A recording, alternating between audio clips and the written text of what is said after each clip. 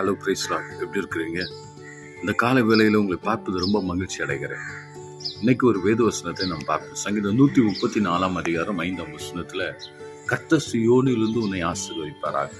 தேவ பிள்ளைகளை, ஒவ்வொரு நாளும் நம்ம இந்த வசனங்களை நம்ம பார்க்கிறோம். இந்த வார்த்தை எல்லாம் ஜீவன் உள்ளது, தேவனுடைய வார்த்தை.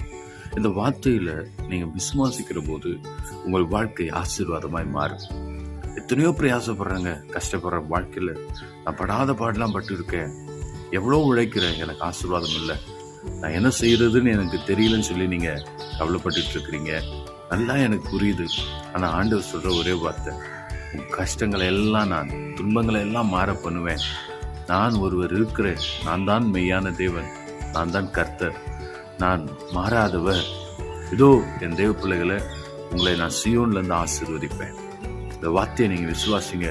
பரலோகம் என்கிற சீயோன் நம்மை பார்த்து கொண்டிருக்கிறது.